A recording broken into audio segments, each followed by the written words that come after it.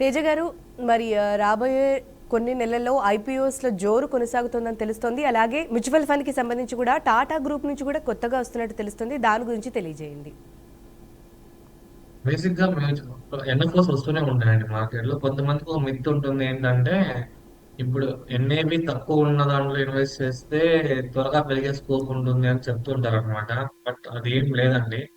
NAV 10 ఉన్నా, NAV 200 ఉన్నా, NAV 300 ఉన్నా, అండర్లయింగ్ అండర్లయింగ్ స్టాక్స్ మీద డిపెండ్ అయి ఉంటుంది అనమాట పర్ఫార్మెన్స్ అనేది.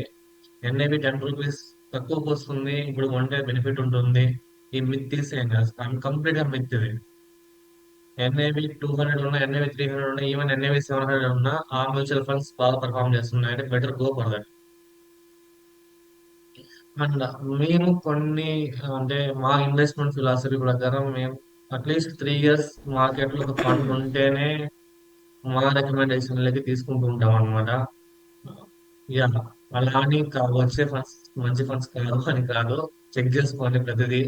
అండ్ వచ్చేది సెక్టర్ ఫండ్ అయితే ఆ పర్టికులర్ సెక్టర్ కి ఎంత బేసిక్ గా ఎంత గ్రోత్ ఉండబోతుంది ఫ్యూచర్ లో, ఆ ఫండ్ యొక్క ఎక్స్పెన్స్ రేషియో ఎంత ఉంది, ఫండ్ మేనేజర్ ఎవరు, అండ్ ఇవన్నీ మనకు తెలుస్తుంటాయి కదా. ఆ పర్టికులర్ సెక్టర్ లో వేరే ఏదైనా ఫండ్ ఆల్రెడీ ఉందా మార్కెట్ లో, ఉంటే అది ఎలా పర్ఫామ్ చేస్తుంది, ఇవన్నీ మనం చూసుకోవచ్చు అనమాట. అండ్ బేసిక్ గా మీకు 3 ఇయర్స్, 4 ఇయర్స్, 5 ఇయర్స్ కంపారిజన్ చేసుకుంటే రిటర్న్స్ లో కూడా ఒక క్లారిటీ వస్తుంది అనమాట. సెక్టార్ ఫండ్ అయితే గుర్తుపెట్టుకోండి, 7-8 ఇయర్స్ వెయిట్ చేస్తే సెక్టార్ ఫండ్స్ లో రిటర్న్స్ వచ్చడానికి స్కోప్ ఉందన్నమాట. లేదు, షార్ట్ టర్మ్ లో ఖచ్చితంగా సెక్టార్ ఫండ్స్ పర్ఫామ్ చేస్తుందా అంటే ఖచ్చితంగా చెప్పలేము అనమాట. 100% ఎవ్వరూ చెప్పలేరు. కొన్ని కొన్ని సెక్టర్స్ 3 ఇయర్స్ 4 ఇయర్స్ పర్ఫామ్ చేయకుండా అలాగే ఉండి ఒకే ఇయర్ లో 100-120% రిటర్న్స్ సెక్టర్స్ కొన్ని ఉంటాయి అనమాట. సో వచ్చే ఫండ్ సెక్టార్ ఫండ్ అయితే ఖచ్చితంగా చూసి ఇన్వెస్ట్ చేయండి. ఆర్గనైజేషన్ పెట్టుకోండి, టైం పీరియడ్ పెట్టుకోండి, దాన్ని బట్టి ఇన్వెస్ట్ చేసుకోవడానికి ట్రై చేయండి.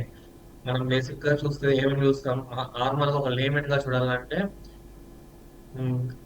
ఫండ్ మేనేజర్ చెక్ చేయండి ఒకసారి. అండ్ ఫండ్ యొక్క ఎక్స్పెన్స్ చెక్ చేయండి, ఆ పర్టికులర్ సెక్టర్ ని చెక్ చేయండి. వీలైతే మనం అండర్లైన్ స్టాక్స్ ఏవైతే వాళ్ళు పెడదాం అనుకుంటున్నారో ఆ స్టాక్స్ కూడా మీకు ఐడియా ఉంటే అది కూడా చెక్ చేసుకోవడానికి ట్రై చేయండి. ఓకే అండ్ తేజ గారు. ఐపీఓస్ విషయానికి వస్తే మల్టిపుల్ ఐపీఓస్ వస్తున్నాయి. అన్ని ఐపీఓస్ లో అప్లై చేయకండి. లిస్టింగ్ గెయిన్స్ కోసం కొన్ని ఐపీఓస్ మీకు ఆల్రెడీ కనపడుతూ ఉంటుంది అనమాట. మార్కెట్ ట్రెండ్ నడుస్తూ ఉంటుంది. ఈ ఐపీఓకి ఇంత లిస్టింగ్ గెయిన్స్ ఉంటాయి, ఇంత లిస్టింగ్ గెయిన్స్ ఉంటాయి అనేది.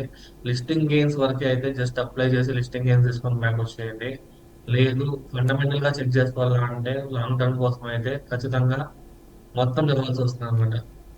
కంపెనీ పాస్ట్ ఎలా పర్ఫామ్ చేసింది, వాళ్ళ పాస్ట్ వాళ్ళ ప్రాజెక్ట్స్ ఏంటి, ఫ్యూచర్ ఫండ్ దేనికోసం రైజ్ చేస్తున్నారు, ఇవన్నీ వీటి మీద అన్నిటి మీద డిపెండ్ అయి ఉంటుంది. సో చూసుకొని ఐపీఓస్ కానీ లేకపోతే ఎన్ఎఫ్ఓస్ కానీ ఇన్వెస్ట్ చేయడానికి ట్రై చేయాలి.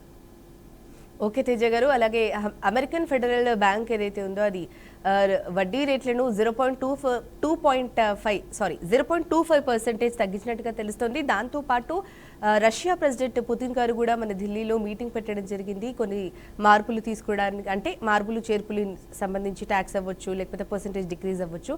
సో వాటికి సంబంధించి కూడా మరి వాటి ప్రభావం షేర్ మార్కెట్ పై ఎలా పడింది అని అంటారు? మరి రాబోయే రోజుల్లో ఎలాంటి మార్పులు వచ్చే బేసిక్ అవకాశం గా ఉందంటారు? ఈ ఫెడ్ రేట్ కట్స్ వల్ల బేసిక్ గా ఏం జరుగుతుందంటే, ఎక్స్పోర్ట్స్ రిలేటెడ్ కంపెనీస్ ఏవైతే ఉంటాయో వాటికి బెనిఫిట్ ఖచ్చితంగా ఉండనే ఉంటుంది అనమాట. లైక్ ఐటీ అండ్ ఫార్మా, వీటికి కొంచెం అడ్వాంటేజ్ ఉంటుంది. ప్లస్ మన రూపీ, ఎక్కడైతే మన రూపీ వీక్ అవుతుందో, వీక్ అయినప్పుడు కూడా ఎక్స్పోర్ట్ ఓరియంటెడ్ కంపెనీస్ కి మనకి బెనిఫిట్ ఉంటుంది అనమాట.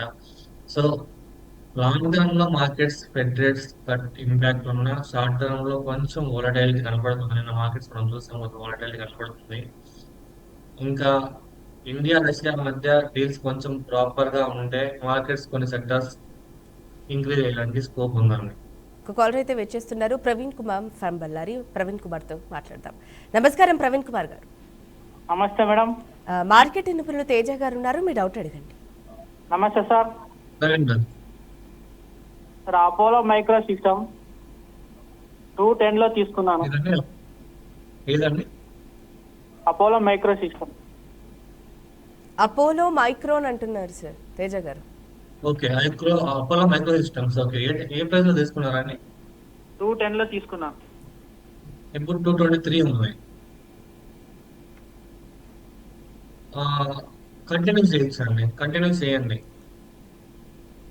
ఎక్కడ వరకు టార్గెట్ పెట్టుకోమంటారా, స్టాప్ లాస్ ఎక్కడ పెట్టుకోమంటారా? నేను పర్టికులర్ గా ఇప్పుడు జస్ట్ ఈ పర్టికులర్ సినారీలో మూవింగ్ యావరేజ్ యూజ్ చేశాను అండి.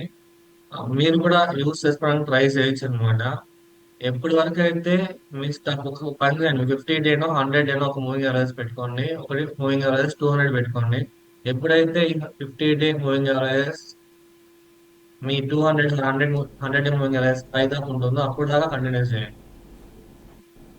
స్టాక్ అయితే టెక్నికల్ గా అయితే మొమెంటం చూపిస్తుంది, పైకి వెళ్తుందండి. అండ్ ఇంకా చూడాలా అంటే ఒక నిమిషం, నేను ఒకసారి ఫినాన్షియల్స్ వరకు వెళ్తున్నాను. ఫినాన్షియల్స్ కూడా పెరుగుతున్నాయి, రెవెన్యూస్ పెరుగుతున్నాయి, ప్రాఫిట్స్ పెరుగుతున్నాయి కంపెనీకి. లాస్ట్ సెప్టెంబర్ క్వార్టర్ లో 161 crores రెవెన్యూస్ పోస్ట్ చేస్తే ఈ క్వార్టర్ లో 225 crores రెవెన్యూస్ పోస్ట్ చేసింది.